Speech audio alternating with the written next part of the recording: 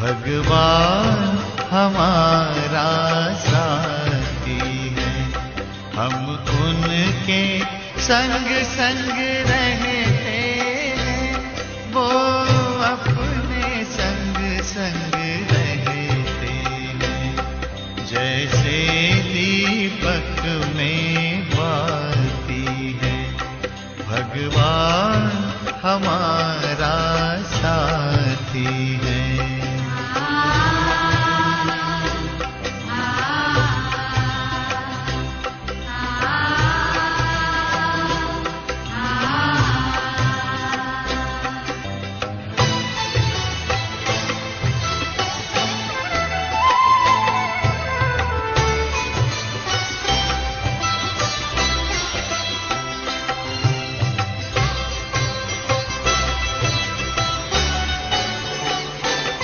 खुलते ही आँख हमें मिलते, हर पल वो साथ मेरे चलते। कितना वो प्यार हमें करते, उनकी पलकों में हम पलते। हम खुश नसीब उनको पाकर, हम खुश नसीब उनको पाकर, जिंदगी हमारी गाती है। भगवान हमारा साथी है।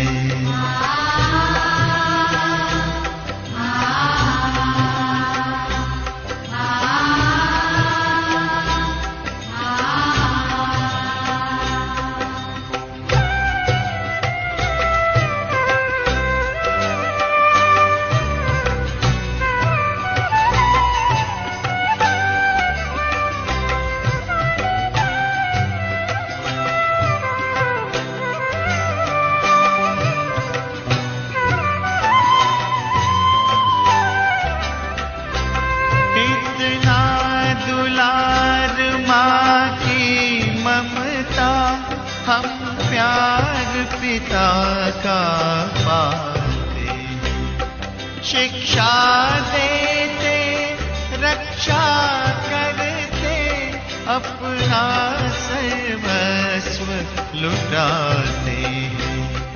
प्यारी मुरली प्रतिदिन हमको, प्यारी मुरली प्रतिदिन हमको आती प्रभु प्रेम की पाती है। भगवान हमारा साथी है।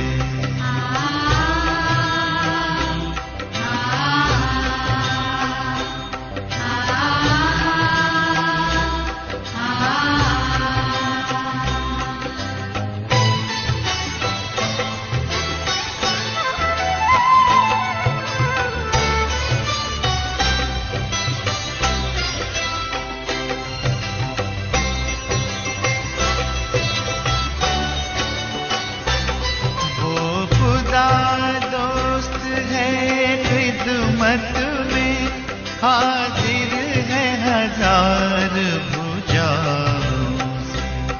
अपनी किस्मत के क्या कहने, सिर पर है हाथ दुआओं के।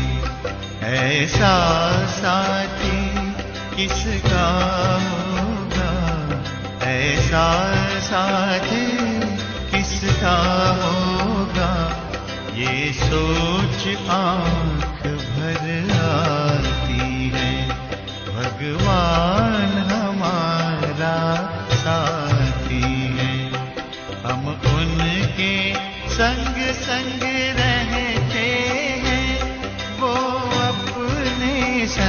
संग रहते हैं, जैसे दीपक में बाती है भगवान हमारा साथी है।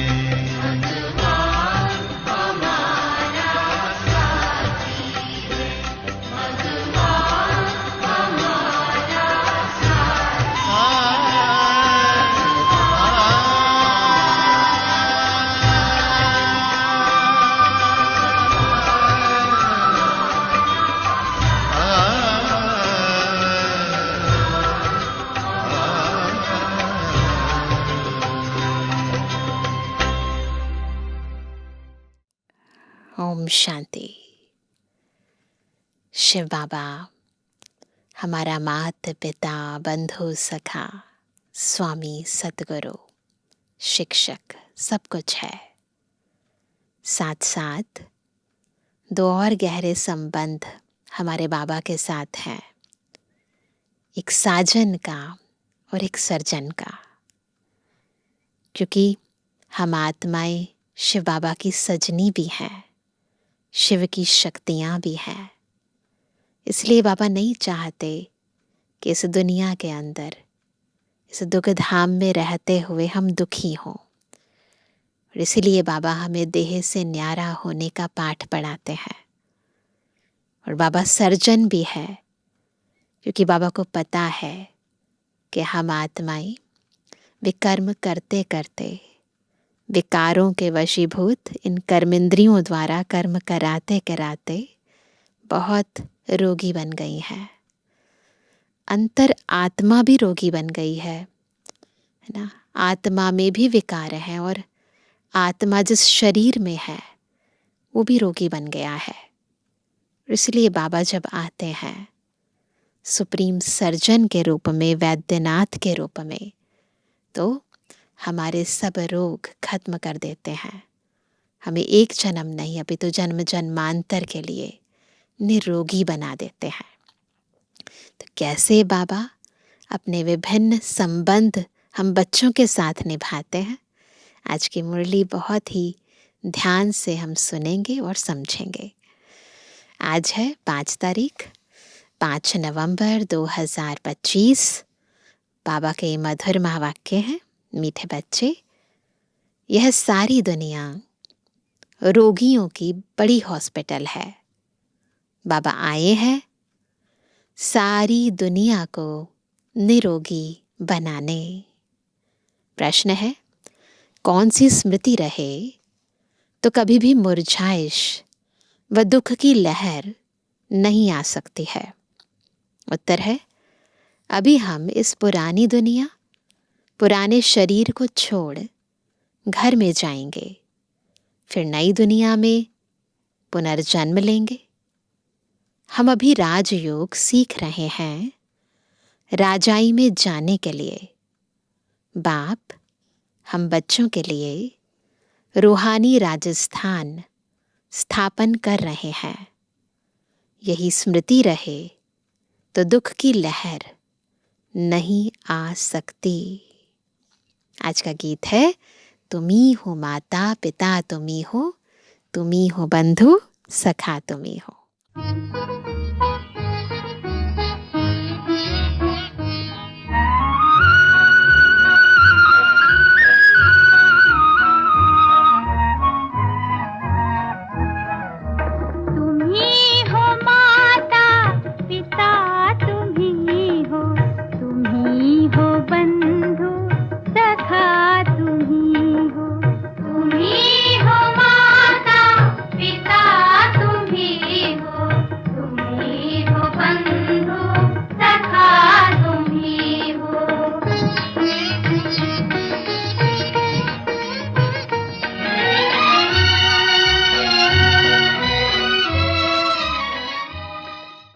ओम शांति। गीत कोई तुम बच्चों के लिए नहीं है, नए नए को समझाने के लिए है। ऐसे भी नहीं कि यहाँ सब समझदार ही हैं।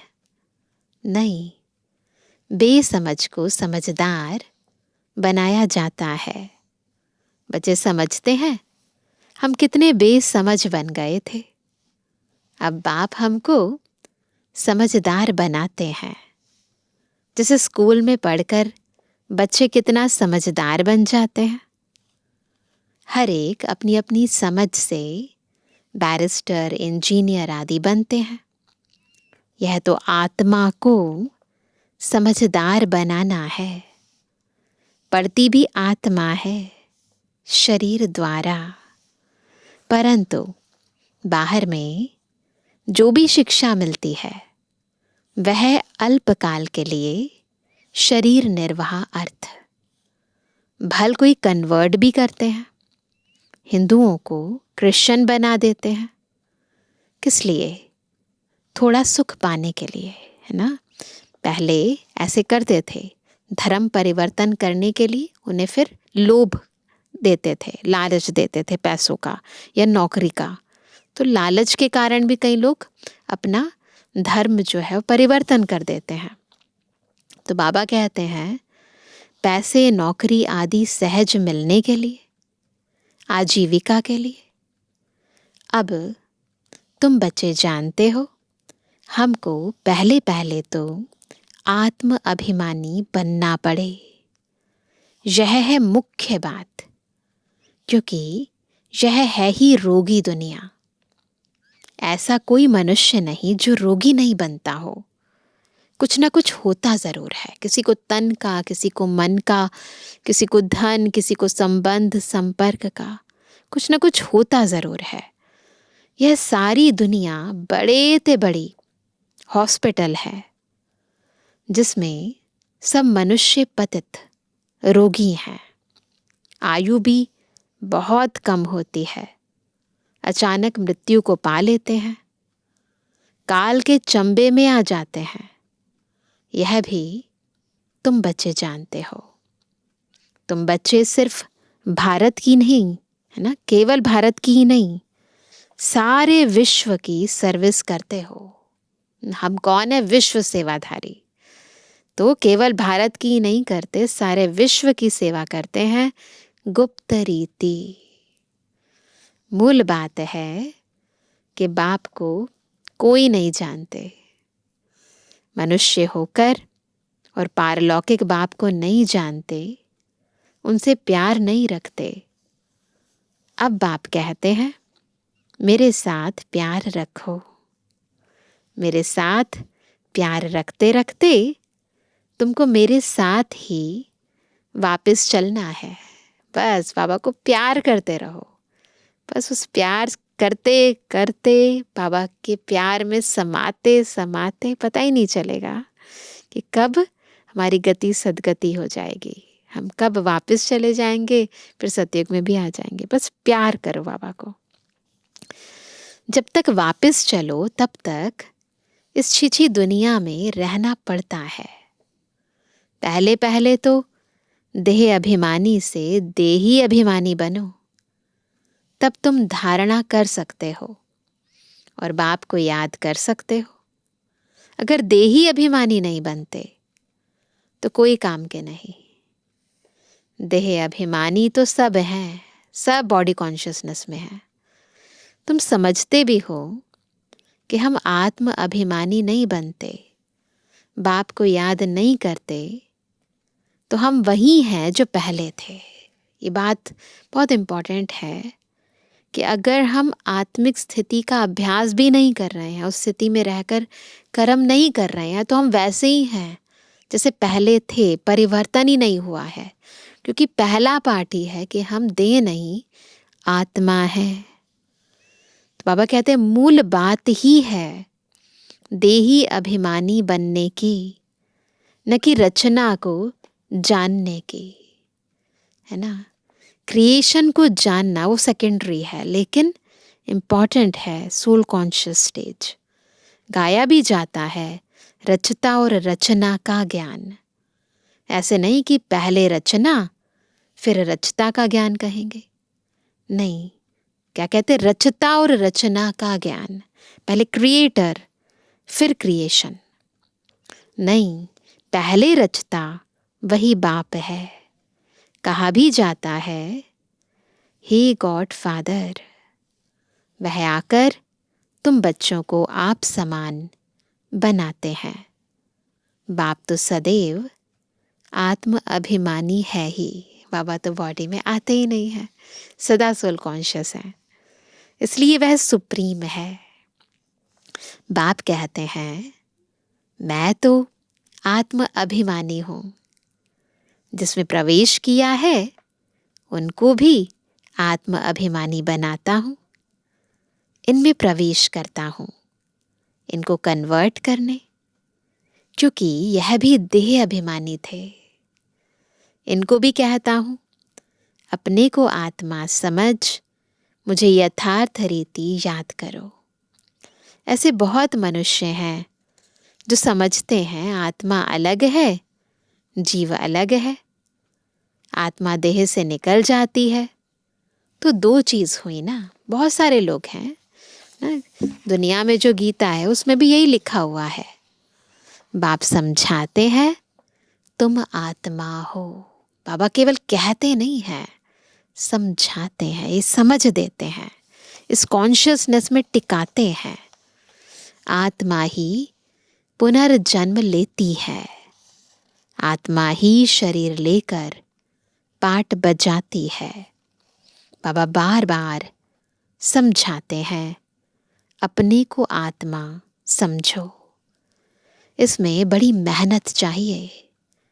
जैसे स्टूडेंट पढ़ने के लिए एकांत में बगीचे आदि में जाकर पढ़ते हैं, पादरी लोग भी घूमने जाते हैं तो एकदम शांत रहते हैं। वह कोई आत्म अभिमानी नहीं रहते, क्राइस्ट की याद में रहते हैं। घर में रहकर भी याद तो कर सकते हैं, परंतु खास एकांत में जाते हैं क्राइस्ट को याद करने, और कोई तरफ देखते भी नहीं। जो अच्छे अच्छे होते हैं समझते हैं हम क्राइस्ट को याद करते करते उनके पास चले जाएंगे। क्राइस्ट हेवन में बैठा है, हम भी हेवन में चले जाएंगे। यह भी समझते हैं क्राइस्ट हेवनली गॉड फादर के पास गया, हम भी याद करते करते उनके पास जाएंगे। सब क्रिश्चियन उस एक के बच्चे ठहरे। उनमें कुछ ज्ञान ठीक है, लेकिन क्राइस्ट की आत्मा तो ऊपर गई ही नहीं। क्राइस्ट नाम तो शरीर का है जिसको फांसी पर चढ़ाया। तो बाबा कहते हैं आत्मा तो फांसी पर नहीं चढ़ती। अब क्राइस्ट की आत्मा गॉड फादर के पास गई, यह कहना भी रॉन्ग हो जाता है। वापस कोई कैसे जाएंगे?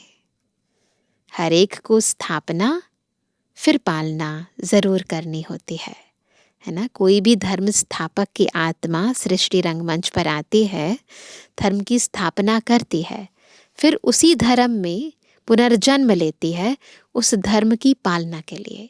तो स्थापना भी करनी होती है और पालना भी करनी होती है। मकान को पोताई आदि कराई जाती है, यह भी पालना है ना। अब बेहद के बाप को तुम याद करो। यह नॉलेज बेहद के बाप के सिवाय कोई दे ना सके। अपना ही कल्याण करना है, रोगी से निरोगी बनना है। यह रोगियों की बड़ी हॉस्पिटल है, सारी विश्व रोगियों की हॉस्पिटल है। रोगी जरूर जल्दी मर जाएंगे, बाप आकर इस सारे विश्व को निरोगी बनाते हैं। ऐसे नहीं कि यहाँ ही निरोगी बनेंगे। बाप कहते हैं निरोगी होते ही हैं नई दुनिया में। यहाँ तो शरीरी विकारों से पैदा हुआ है और पुराने कितने विकर्म किए हुए हैं, तो उनकी भोगना भी तो भोगनी पड़ेगी। तो इसीलिए यहाँ तो ऐसा नहीं होगा कि सब निरोगी हो जाएंगे, लेकिन हाँ, इस जन्म के श्रेष्ठ कर्मों के कारण, बाबा की याद के कारण, पवित्रता के कारण हमें फिर आने वाले जन्म में निरोगी काया मिलेगी, आत्मा भी निरोगी और शरीर भी निरोगी। तो बाबा कहते हैं निरोगी होते ही हैं नई दुनिया में, पुरानी दुनिया में निरोगी हो ना सके। यह लक्ष्मी नारायण निरोगी एवर हेल्दी है, वहाँ आयु भी बड़ी होती है। रोगी विशियस होते हैं, वाइसलेस रोगी नहीं होते। जो आत्माएं निर्विकारी होती हैं वो रोगी नहीं होती हैं, वह है ही संपूर्ण निर्विकारी। बाप खुद कहते हैं इस समय सारी विश्व, खास भारत रोगी है। तुम बच्चे पहले पहले निरोगी दुनिया में आते हो, निरोगी बनते हो याद की यात्रा से। याद से तुम चले जाएंगे अपने स्वीट होम। यह भी एक यात्रा है, आत्मा की यात्रा है, बाप परमात्मा के पास जाने की। यह है स्पिरिचुअल यात्रा। यह अक्षर कोई समझ नहीं सकेंगे। तुम भी नंबरवार जानते हो परंतु भूल जाते हो। मूल बात है यह, समझाना भी बहुत सहज है, परंतु समझाए वह जो खुद भी रूहानी यात्रा पर हो। खुद होगा नहीं, दूसरे को बताएंगे तो तीर नहीं लगेगा। सच्चाई का जौहर चाहिए, है ना। हम बाबा को इतना याद करते हैं जो बस स्त्री पति को कितना याद करती है। यह है पतियों का पति, बापों का बाप, गुरुओं का गुरु, है ना। हम कितने भाग्यशाली है जो हमें मिला है वो। गुरु लोग भी उस बाप को ही याद करते हैं। क्राइस्ट भी बाप को ही याद करते थे, परंतु उनको कोई जानते नहीं है। बाप जब आए तब आकर अपनी पहचान देवे। भारतवासियों को ही बाप का पता नहीं है। भारत में बाप आया था तो भारतवासियों को ही पता नहीं है, तो औरों को कहाँ से मिल सकता। विलायत से भी यहाँ आते हैं योग सीखने के लिए। समझते हैं प्राचीन योग भगवान ने सिखाया, यह है भावना। बाप समझाते हैं सच्चा सच्चा योग तो मैं ही कल्प कल्प आकर सिखलाता हूँ। एक ही बार। मुख्य बात है अपने को आत्मा समझ बाप को याद करो। इसको ही रूहानी योग कहा जाता है। पहले अपने को रूह समझो, है ना, फिर उस बाबा को याद करो। ऐसे करना है। बाकी सबका है जिस्मानी योग, है ना, जिस्म के साथ योग लगता है। बॉडी कॉन्शियसनेस में देहधारियों के साथ प्रीत जुड़ जाती है। ब्रह्म से योग रखते हैं, वह भी बाप तो नहीं है, वो तो तत्व है ना, एलिमेंट है। वह तो महतत्व है, रहने का स्थान। तो राइट, एक ही बाप है। एक बाप को ही सत्य कहा जाता है। यह भी भारतवासियों को पता नहीं कि बाप ही सत्य कैसे है। वही सचखंड की स्थापना करते हैं। सचखंड और झूठखंड। तुम जब सचखंड में रहते हो तो वहाँ रावण राज्य ही नहीं होता। आधा कल्प बाद रावण राज्य झूठखंड शुरू होता है। सचखंड पूरा सतयुग को कहेंगे, फिर झूठखंड पूरा कलयुग का अंत। अभी तुम संगम पर बैठे हो, ना इधर हो ना उधर हो। तुम ट्रेवल यानी यात्रा कर रहे हो। हम कलयुग से सतयुग की ओर ट्रैवलिंग कर रहे हैं। संगम युग पर आ गए हैं और अभी हमारी मंजिल थोड़ा और दूरी पर है, तो हम यात्री हैं। तो बाबा कहते हैं आत्मा ट्रैवल कर रही है, शरीर नहीं। बाप आ करके यात्रा करना सिखलाते हैं। यहाँ से वहाँ जाना है, तुमको यह सिखलाते हैं। वो लोग फिर स्टार्स, मून आदि तरफ जाने की ट्रेवल करते हैं। अभी तुम जानते हो उनमें कोई फायदा नहीं। इन चीज़ों से ही सारा विनाश होना है। बाकी जो भी इतनी मेहनत करते हैं सब व्यर्थ। तुम जानते हो यह सब चीज़ें जो साइंस से बनती हैं वह भविष्य में तुम्हारे ही काम में आएंगी। यह ड्रामा बना हुआ है। बेहद का बाप आकर पढ़ाते हैं तो कितना रिगार्ड रखना चाहिए।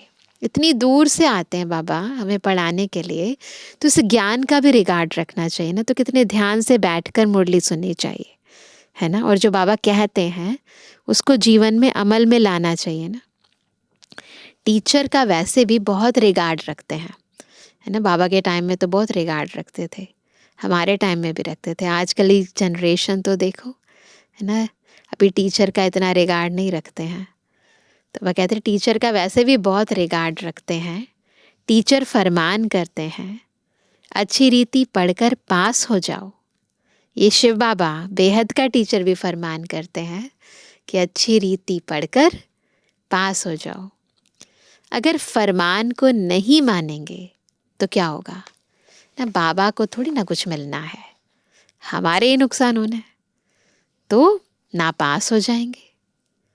बाप भी कहते हैं तुमको पढ़ाते हैं विश्व का मालिक बनाने। यह लक्ष्मी नारायण मालिक हैं, भल प्रजा भी मालिक है, परंतु दर्जे तो बहुत है ना। भारतवासी भी सब कहते हैं ना हम मालिक हैं। गरीब भी भारत का मालिक अपने को समझेगा, परंतु राजा और उनमें फर्क कितना है। नॉलेज से मर्तबे का फर्क हो जाता है। नॉलेज में भी होशियारी चाहिए, पवित्रता भी जरूरी है, तो हेल्थ वेल्थ भी चाहिए। स्वर्ग में सब है ना। बाप एम ऑब्जेक्ट समझाते हैं। दुनिया में और कोई की बुद्धि में यह एम ऑब्जेक्ट होगी नहीं। तुम फट से कहेंगे हम यह बनते हैं, सारे विश्व में हमारी राजधानी होगी। यह तो अभी पंचायती राज्य है। पहले थे डबल ताजधारी, फिर एक ताज, अभी 9 ताज। बाबा ने मुरली में भी कहा था, बाबा ने मुरली में कहा था यह भी चित्र हो। डबल सिर ताज राजाओं के आगे, सिंगल ताज वाले माथा झुकाते हैं। यानी जब सतयुग त्रेता के अंदर पवित्रता का भी ताज था, आत्माएं, और फिर रतन जड़ित ताज भी था। वो आत्माएं जो संपूर्ण पवित्र थी, है ना, उनके आगे वो आत्माएं जो पवित्र नहीं है तो राजाएं वो भी, लेकिन वो माथा झुकाती है। परंतु कारण समझ में आना चाहिए पवित्रता, कि पवित्रता से ही आत्माएं पूजनीय बनती हैं। तो बाबा कहते हैं, अभी बाप कहते हैं मैं तुमको राजाओं का राजा डबल सिरताज बनाता हूँ।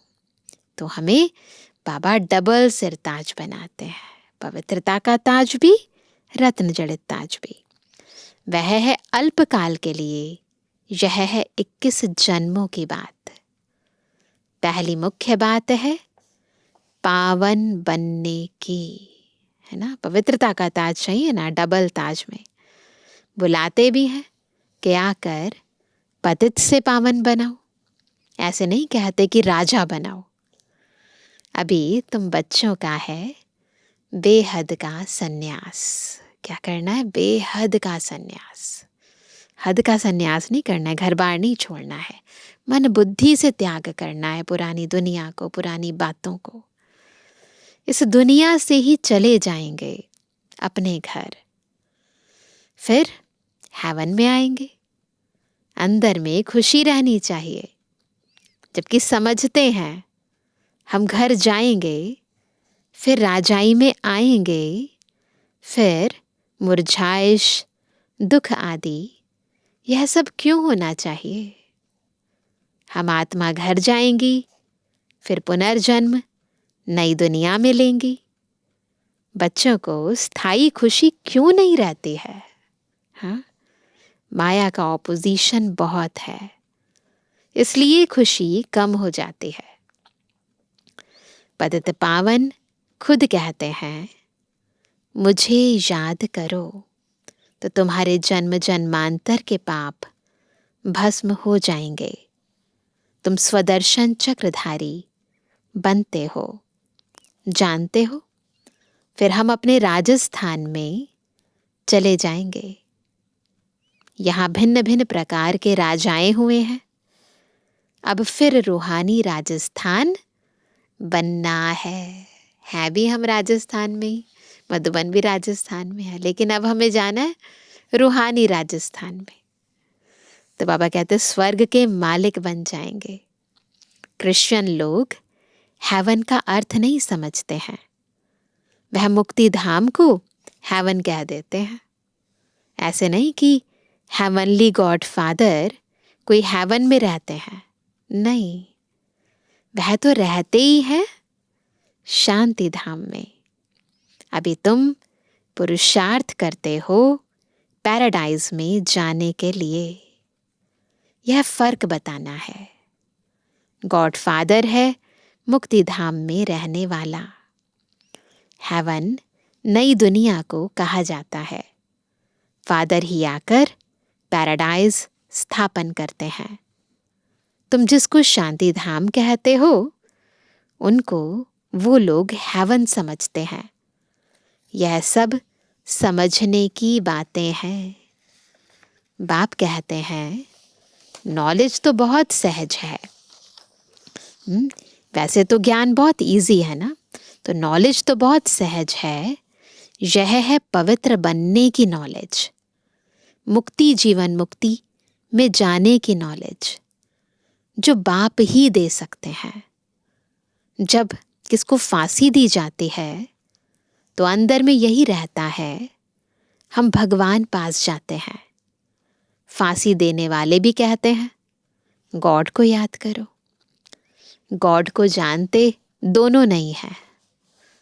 उनको तो उस समय मित्र संबंधी आदि जाकर याद पड़ते हैं, है ना। भगवान को जानते नहीं है तो जिनको जानते हैं, जिनमें मोह है, उन्हीं की याद आती है। गायन भी है अंत काल जो स्त्री से मरे, तो उसी अनुसार फिर अगला जन्म मिलता है। कोई ना कोई याद जरूर रहता है। सतयुग में ही मोह जीत रहते हैं। इस दुनिया में तो किसी ना किसी में अटैचमेंट रहती है, व्यक्ति नहीं तो वस्तुओं में अटैचमेंट रहती है, प्रॉपर्टी में अटैचमेंट रहती है। फिर उसी अनुरूप आत्मा को जन्म मिलता है। परंतु सतयुग में मोह जीत होते हैं।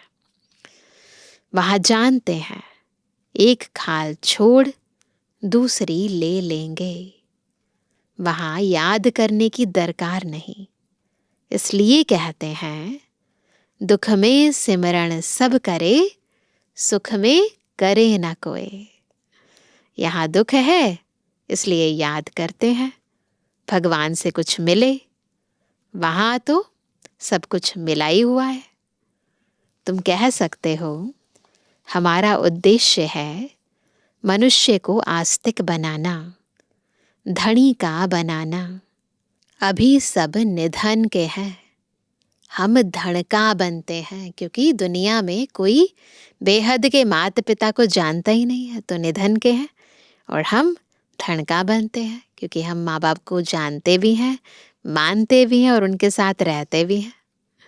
तो बाबा कहते हैं सुख शांति संपत्ति का वर्षा देने वाला बाप ही है। इन लक्ष्मी नारायण की कितनी बड़ी आयु थी, यह भी जानते हैं। भारतवासियों की पहले पहले आयु बहुत बड़ी रहती थी, अब छोटी है। क्यों छोटी हुई है? क्या कारण है? कहते हैं ना पहले तो बड़ी आयु लंबी होती थी, है ना, और निरोगी भी रहते थे। अभी तो रोग भी बहुत है, आयु भी घट गई है। तो पापा पूछते हैं छोटी क्यों हुई है? यह कोई भी नहीं जानते। तुम्हारे लिए तो बहुत सहज हो गया है समझना और समझाना। इम्प्योरिटी आ गई है, विकार आ गए हैं। तो बाबा कहते सो भी नंबरवार है। समझानी हर एक की अपनी अपनी है। जो जैसी धारणा करते हैं ऐसे समझाते हैं। अच्छा मीठे मीठे कहते जवानी बच्चों पितृवानी बाप दादा का दिल जान सको प्रेम से नंबरवार पुरुषार्थ अनुसार याद। रूहानी बच्चों की रूहानी बाप दादा को गुड मॉर्निंग, नमस्ते नमस्ते नमस्ते। धारणा के लिए मुख्य सार पहला, जैसे बाप सदैव आत्म अभिमानी है, ऐसे आत्म अभिमानी रहने का पूरा पूरा पुरुषार्थ करना है। एक बाप को दिल से प्यार करते करते बाप के साथ घर चलना है। दूसरा, बेहद के बाप का पूरा पूरा रिगार्ड रखना है, अर्थात बाप के फरमान पर चलना है। बाप का पहला फरमान है, बच्चे अच्छी रीति पढ़कर पास हो जाओ। इस फरमान को पालन करना है। वरदान है, शक्तिशाली सेवा द्वारा निर्बल में बल भरने वाले सच्चे सेवाधारी भव। क्या करना है हमें? निर्बल में बल भरना है और उसके लिए शक्तिशाली सेवा करनी है, और तब कहलाए जाएंगे हम सच्चे सेवाधारी। सच्चे सेवाधारी की वास्तविक विशेषता है निर्बल में बल भरने के निमित्त बनना। सेवा तो सभी करते हैं, लेकिन सफलता में जो अंतर दिखाई देता है उसका कारण है सेवा के साधनों में शक्ति की कमी। जैसे तलवार में अगर जौहर नहीं तो वह तलवार का काम नहीं करती, ऐसे सेवा के साधनों में यदि याद की शक्ति का जौहर नहीं तो सफलता नहीं। इसलिए शक्तिशाली सेवाधारी बनो। निर्बल में बल भर कर क्वालिटी वाली आत्माएं निकालो, तब कहेंगे सच्चे सेवाधारी। स्लोगन है, हर परिस्थिति को उड़ती कला का साधन समझकर सदा उड़ते रहो। तो हर परिस्थिति को क्या समझना है? उड़ती कला का साधन। आज का व्यक्त इशारा, अशरीरी व विदेही स्थिति का अभ्यास बढ़ाओ। वैसे अशरीरी होना सहज है, लेकिन जिस समय कोई बात सामने हो, कोई सर्विस के झंझट सामने हो, कोई हलचल में लाने वाली परिस्थितियां हो, ऐसे समय में सोचा और अशरीरी हो जाएं। इसके लिए बहुत समय का अभ्यास चाहिए। सोचना और करना साथ साथ चले, तब अंतिम पेपर में पास हो सकेंगे। इसलिए बार बार सारा दिन अभ्यास करना है। अभी अभी देह भान में आना है, अभी अभी देह से न्यारे हो जाना है। तो ये बहुत काल का अभ्यास अंतिम समय में हमारे काम आएगा। अच्छा, ओम शांति।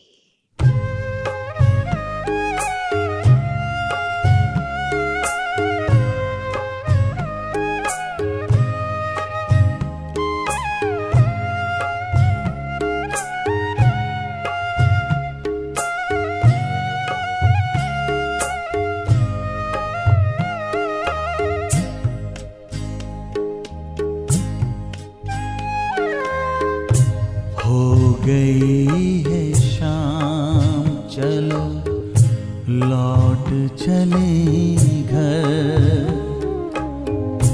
हो गई है शाम, चलो लौट चले घर। प्यारा पिता बुलाता पिता बुलाता, पूरा हुआ सफर। हो गई है शाम, चलो लौट चले घर।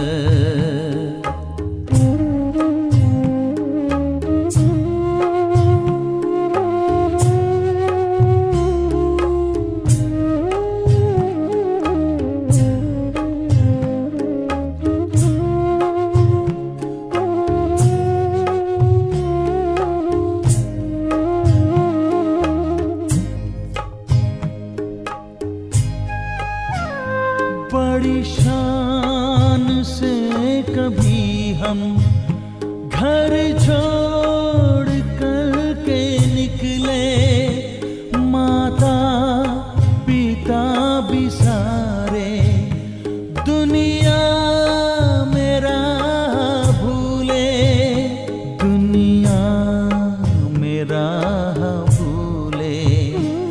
अपने वतन से बिछड़े मुद्दत गए गुजर,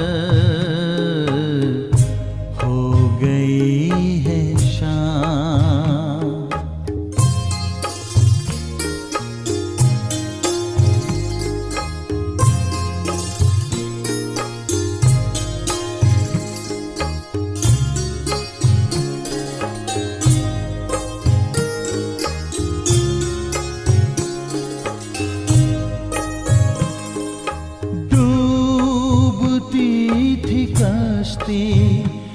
मझधार से निकाला, बड़े प्यार से उठाकर पलकों में है संभाला, पलकों में है संभाला। पाकर के प्यार प्रभु का किस्मत गई संवर, हो गई है शाम।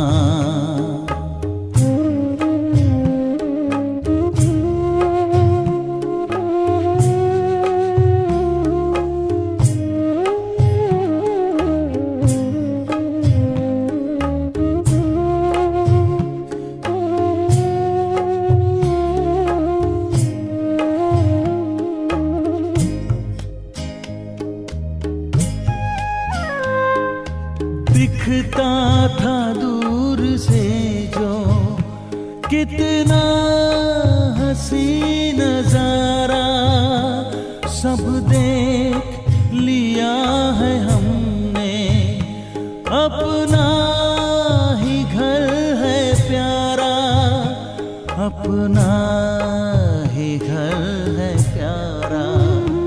अब तो वही निशाना आता हमें नजर,